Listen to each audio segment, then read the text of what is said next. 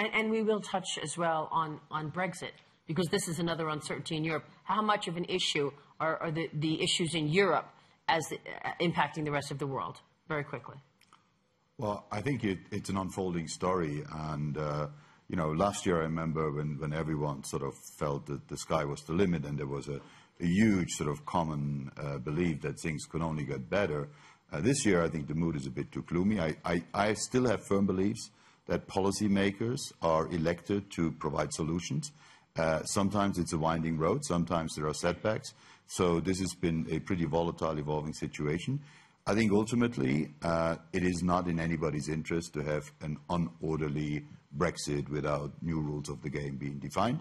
If that requires, because they started late and they didn't gain traction and they didn't agree early, if that requires more time to negotiate, that's the rational thing to do. I think creating domestic acceptance for a deal you're about to sign is as important as having the other side agree to that deal with you.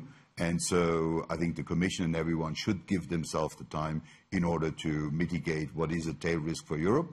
I don't see the calendar and basically triggering exit without really having the solution as a wise strategy. I didn't think that it was a wise strategy at the time. I think we're starting to see that the clock is running out, and the obvious thing for me to do when that is the case and you're not done is you should stop the clock and stop negotiations only then when you got a deal.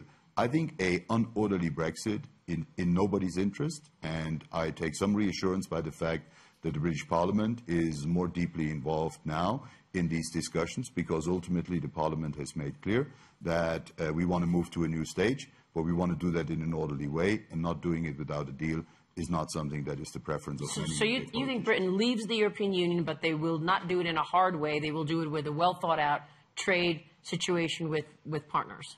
I've been in so many financial rescues 10 years ago. It always looked a very difficult situation at 1 o'clock at night.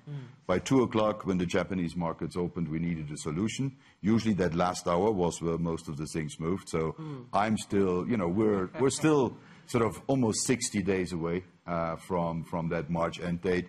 And I think there will be some own dynamics in this.